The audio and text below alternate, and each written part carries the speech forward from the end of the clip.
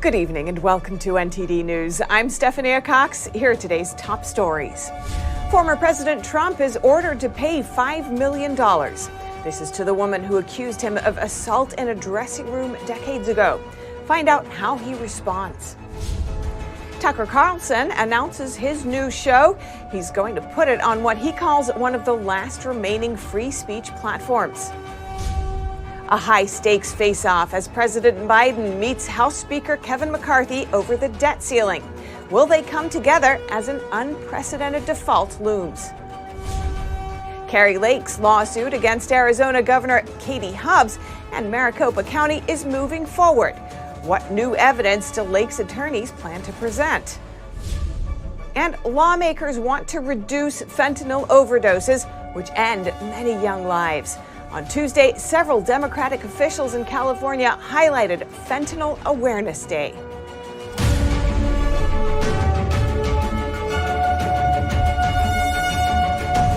The verdict is in. Former President Trump is found liable by a Manhattan jury after a week-long trial. But he's already planning to appeal.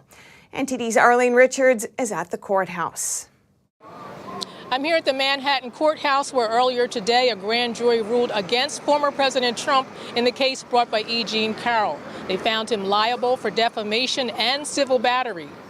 Carrol claimed that Trump groped her in a dressing room at the Bergdorf Goodman department store in Manhattan in 1995 or 1996, which Trump denies. Carrol also says his denial has damaged her reputation. The statute of limitations ran out for a criminal case, but the jury was still able to find Trump legally responsible in the civil lawsuit. The jury said Trump should pay a total of about $5 million in damages to Carrol, including about $3 million for the defamation charge and about $2 million for the civil battery charge. The central question of the case was the credibility of Carrol's testimony, given that so much time has passed. The former president said he couldn't receive a fair trial in Manhattan due to the Democratic voter base in the city. And Trump attorney Joseph Tacopina talked to media after the verdict. He said they will appeal the findings. Strange verdict. This was a rape claim. It was a rape case all along, and the jury rejected that, but made other findings. So we'll obviously be appealing those other findings, but they rejected her rape claim, and she'd always claimed this was a rape case. So it's a little perplexing, but we move forward. Did you speak to Mr. Trump, and what did he tell you? We've spoken, and we're ready to, proceed, go forward. Obviously, he's firm in his belief, as many people are, that he cannot get a fair trial in New York City, based on the jury pool. And I think one could argue that that's probably an accurate assessment, based on what happened today. The fact that Reid Hoffman, Democratic financier, financed this case, and that was not something when Donald Trump was accused of making statements that this was a politically motivated claim, and the judge wouldn't let us go into that. And there are plenty of issues. Tacopina also said the courtroom had a, quote, circus atmosphere. Joining us live now is Gary Bai, an Epoch Times reporter who's been following the case. Gary, welcome. A pleasure to be here. Great to have you. Now, you spoke with Trump's attorney, Joseph Tacopina. What did he tell you? So it was basically in the courthouse as the clerk was delivering the verdict. He just informed me that they're planning to appeal the case, and we had a brief discussion on my conversation with Alan Dershowitz, the Harvard Law professor, about how in Manhattan it's really statistically speaking a very deep blue. It's a Democrat, it's a Democrat-dominant state. So the jury pool is likely, and that we were talking about Dershowitz's claim, it's likely favored against Trump. And now the jury found that Carrol did not prove that Trump raped her, but they did find that Trump sexually abused her. What was the reasoning there? Right, so it's kind of strange. The judge instructed the jury that there would be a spectrum of charges. It ranges from the highest severity, which is rape, and then you go lower from there, which is sexual abuse. And you go even lower, which the judge said during, near the opening statements during the trial, that it could be also just an inappropriate touch that the alleged victim found very uncomfortable. So, and the jury found in this case that Carrol did not establish that there was a preponderance of evidence of rape, but however, they found that she did establish that Trump sexually abused her. So that's sort of the second level of severity that they found. And coming back to what Dershowitz says, he's pointing to the statute of limitations, saying that that should mean that Carrol's case never should have been brought. How did it get this far then? Yeah, so again, going back to Mr. Tacopina's words about this being a strange verdict, in May 2022, the New York legislature actually passed an act. It's called the Adult Survivors Act. So that act allowed some victims of some sexual offenses to file a lawsuit within a one-year window, starting from November 2022, that allows them to file a civil lawsuit against their alleged perpetrators. So she was able to utilize that opportunity, and beware that this lawsuit that kind of bounced around state and federal charges for years now, beginning in 2019. So by in 2022, she was able to utilize that act within the New York state system to file this lawsuit. So that's how she's overcome the statute of limitations requirement on the case. All right, and digging into the case a little more, though the jury found that Trump did not rape Carrol, they say that he did defame her in his denial. Could you break that down for us? Right. So going back to that point about they did find that they didn't find he raped her, but they did find that he sexually abused her. And just a point of note here, the proof required in this case, which is the civil case, is at least for that rape charge is beyond the preponderance of evidence, and that's actually not. It means more likely than not. So it's much lower than the proof required in the criminal case, right? So based on the fact that they found Trump sexually abused her, that kind of gave rise to the defamation charge. When they found that when Trump denied that this incident happened, then therefore that they found was a valid premise leading to the count of defamation. I see. Now, Trump's attorney claimed that Democratic donor Reid Hoffman funded this lawsuit. What do we know about that claim? So it's pretty interesting because that charge, information was discovered during pre-trial when about a couple weeks before the start date of the trial, Carrol's lawyers actually emailed or sent a letter to Tacopina, Trump's attorney, saying that Carrol suddenly recalled, I'm paraphrasing, suddenly recalled that she had some alternative source of funding from this LinkedIn founder, Mr. Reid Hoffman. So that information was actually used by Tacopina to file with the court to allow them to allow Trump's attorneys to depose Carrol, and that happened, so that's how that information was brought to the public. And days after that filing, Reid Hoffman came out to confirm that claim that he was actually, and he's a Democrat mega donor, of course, and he confirmed that claim that he was actually funding at least part of the legal expenses of Carrol. Fascinating. Great to dig into these issues with you. Thanks so much, Gary. Great to be here. Thank you. Next, Tucker Carlson speaks out a second time after parting ways with Fox. And this time, he gives us some hints as to where and if he'll have another show. Take another look at his new Twitter video. Starting soon, we'll be bringing a new version of the show we've been doing for the last 6.5 years to Twitter. There aren't many platforms left that allow free speech. The last big one remaining in the world, the only one, is Twitter, where we are now. Twitter has long served as the place where our national conversation incubates and develops. Twitter is not a partisan site. Everybody's allowed here, and we think that's a good thing.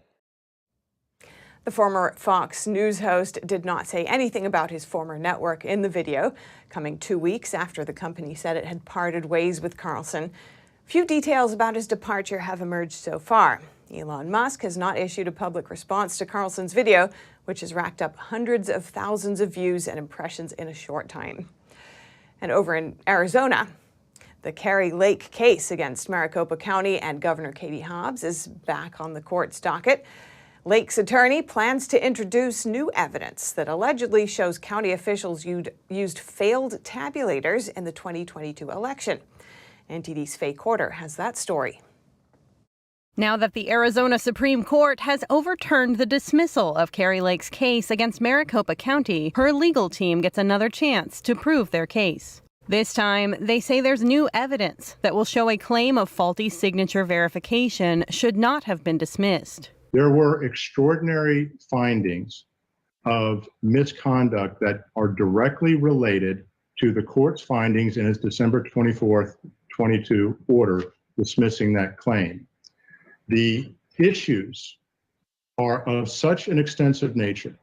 They show that Maricopa officials conducted secret testing on the tabulators on October 14th, 17th, and 18th. That's after the logic and accuracy test was certified. Lake's attorney made the claim at a court hearing on Monday. He said 260 out of 446 tabulators failed during the secret testing, yet they were used in the election. Superior Court Judge Peter Thompson had dismissed the complaint on Christmas Eve, saying Lake's lawyers had not proven Maricopa officials committed any kind of misconduct. Thompson ordered the hearing after the Supreme Court remanded it back to the trial court. During the proceeding, Lake's attorney asked for more time to prepare his case. But Governor Katie Hobbs's attorney objected. We're not agreeable to that at all. This case does need to proceed. It needs to proceed quickly. Hobbs's attorney argued that the proceeding was a long time coming and that the court had not determined it would allow new evidence.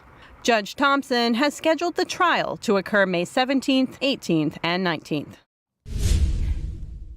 And in health news, a meta-analysis of studies on the effectiveness of COVID vaccines says they might not be that effective after just a few months of being administered. Meanwhile, as the national and global pandemic emergencies officially end, local and private COVID vaccine mandates are also being reversed in various places across the U.S. Earlier today, I spoke with Dr. Scott Atlas for his analysis of these developments. Dr. Atlas formerly advised the White House Coronavirus Task Force and now serves as a senior fellow at Stanford University's Hoover Institution. Let's see that now. Dr. Scott Atlas, welcome to our show. Thanks for coming on. Sure, happy to be here. Now, a new study suggests that COVID vaccines' effectiveness may drop to near zero within months. What's your take on these findings? Well, it really confirms, this is a study that reviewed about 40 other studies, and it really is confirming what we've known for more than a year now, particularly about the Omicron variants. And that is confirming what Denmark showed back, I think, at December 2021, that the efficacy of infection drops to, like you said, near zero after about 6 weeks. And then the New York City study confirmed in February 2022 that in children, the efficacy is essentially zero after 30 days. What this means to people is that getting these vaccines with boosters does not have significant protection after a number of weeks against infection or spreading the infection. And therefore, again, it reiterates the bottom line on the vaccines. It is a private benefit to prevent high-risk people and elderly from dying, but there is no real public benefit that does not protect others by you getting vaccinated. Others are not a danger to you if you are vaccinated, and so there is no scientific rationale for any kind of vaccine mandate. And so what do you think should be done in light of this research? Well, I think that all of the vaccine mandates long before this, but certainly including this, have been really exposed as a fraud, as a scientific fraud. There is no reason to have any COVID vaccine mandate for these with this technology that we've been using, and in fact, it should really prompt a more public hearing, really, on how these mandates were even being put into place, because it's been not just pseudoscience, it's been contrary to the data, it's contrary to fundamental human biology, and in reality, it's been unethical. Why wasn't this dealt with earlier? Why are we only acknowledging it now? Well, that's sort of a good question that is difficult to really explain because motivation of people who are lying or distorting is not simple. But what we've seen, again, is repeated behavior of a lack of transparency, a lack of information, a lack of honesty with the public, compounded by grossly incompetent leaders, people who have not known the data and not really transmitted the truth, like the people, including Dr. Fauci and then Dr. Walensky, repeated failure of people deemed as experts that were not really cognizant or certainly not honest about the data. Pandemic mandates are being rolled back at various levels across the U.S. and across the world. What's your take on this change? Is it a positive thing? Is it too little, too late? How do you see it? We're getting back to some sense of rationale. It's really sad that it had to go through the court system to get bizarre mandates and restrictions on constitutional freedoms. And we have to remember something. In the future, if nothing else, there is never a time where these health guidelines should override constitutional rights. I think that there's so many things to talk about in this topic, but that's one of them. We need to have people who are government officials understand that we are a free country, and yes, there are scientific principles that have to be taken into account, but emergencies in these so-called public health settings do not override the basic constitutional rights of the United States and Americans. All right. Thank you so much, Dr. Scott Atlas. Really appreciate your time. Okay. Happy to be here. Thank you. As the clock ticks to default, President Biden sits down with congressional leaders at the White House for debt ceiling talks. NTD's Iris Tao brings us the latest on if any progress has been made. Good evening, Steph. For the first time in months and just weeks before the U.S. is about to run out of cash and default on its payment, President Biden sits down with congressional leaders at the White House to talk about how to raise the nation's debt ceiling. But House Speaker Kevin McCarthy told us right after the meeting that neither side has really changed their stance. And I also asked him if any progress has been made. Watch. Do you think any progress has been made through this meeting today? Well, the progress is made is that we were actually able to meet. So that's a difference in the president's take. For 97 days, he denied the ability for anybody to negotiate. Republicans are insisting that in order for them to agree to raising the nation's debt ceiling, spending cuts must happen. But the White House is insisting that no spending cuts should be attached as a condition to raise the debt ceiling, and it further criticized Republicans' plan during today's press briefing by saying this. The House Republican Default on America Act will cut veterans' health care visits, teachers, and school support staffs. And Democratic leaders in Congress are siding with President Biden, saying this about Republicans' bill on spending cuts.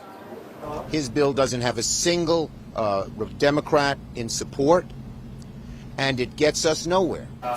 But Speaker McCarthy, in addition to blaming President Biden for not holding talks much sooner, also defended Republicans' plan by calling attack from the other side a lie. Watch. Cutting the veterans is a lie. Where in the bill does it say we cut veterans? All I'm asking is that we spend the amount of money we spent 5 months ago.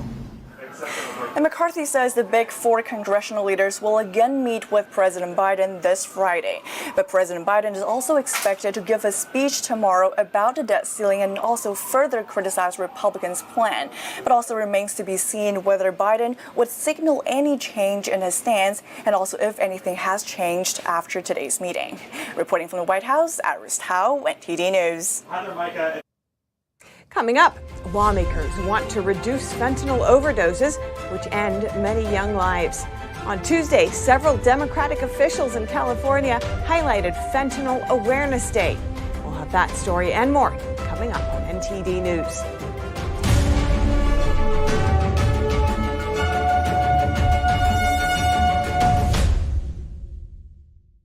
Henry Repeating Arms manufactures a line of classic American-made rifles and shotguns. With over 200 models to choose from and a wide variety of finishes and calibers, there's a Henry that's right for you. Every purchase is backed by our lifetime warranty and award-winning customer service. We invite you to order a copy of our free catalog and decals. Simply call the number on your screen or visit henryusa.com. That's henryusa.com. I don't think that many kids in my son's school even do it. He makes fun of his friend who vapes. He would never try it. She's into soccer. She's on the honor roll. She's just not the type. No way. No way. No way. No way, my kid would never vape. Get your head out of the cloud. Today, nearly 8,000 kids will start vaping. Maybe even yours. Learn about the dangers at talkaboutvaping.org.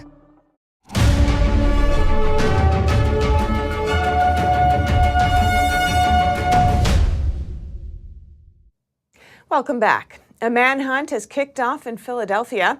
Police are now searching for 2 dangerous inmates who escaped from a correctional facility on Sunday night. One of them facing 4 murder charges. 24-year-old Nasir Grant and 18-year-old Amin Hurst have been missing for nearly 2 days. The 2 inmates slipped through a hole on the yard fence and broke free from the Philadelphia Industrial Correction Center at around 8:30 p.m. Sunday. But their absence went unnoticed until 3 head counts later. Among the 2, Hurst carries 4 homicide charges, including the killing of a 20-year-old who had just been released from prison in 2021. His companion, Grant, was in custody for firearms violation, criminal conspiracy, and narcotic charges. On Tuesday, Philadelphia Mayor Jim Kenney expressed anger during a press conference, saying that clearly the system screwed up. And shortly after the jail breach, the facility was placed in lockdown. On another front, May 9th is National Fentanyl Awareness Day, created to shed light on the lethality of the drug. In California, where overdoses take the lives of hundreds of teens a year, lawmakers spoke on the drug issue. National Fentanyl Awareness Day is on May 9th, which aims to increase awareness on fentanyl and decrease demand for the drug that took lives by surprise. Recognized as an opioid epidemic in America, Republican and Democratic lawmakers have different approaches to tackle the fentanyl crisis. We've introduced new laws that will employ emergency responders to ensure we have a public health response when people overdose. We've introduced bills to extend Narcan to places like bars and gas stations so that it's there as an emergency intervention to save lives.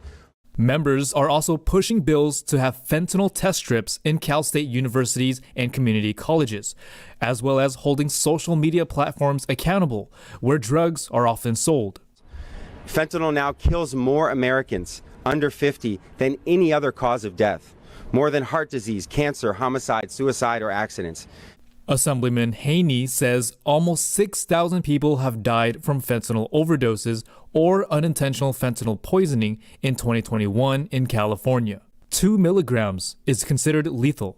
Bills that aim to increase penalties for drug dealers have struggled to pass in California's legislature, as officials debate over whether to use punishment or prevention. A lot of the reasons people use substances are underlying traumas. Stress, anxiety. We have heard parents of victims who lost their lives who said, my child was just trying to take something for their anxiety. According to a 2020 unclassified report from the Drug Enforcement Administration, Mexico and China are the primary sources for fentanyl and related substances trafficked into the United States via smuggling and mail. India has also emerged as a source for fentanyl.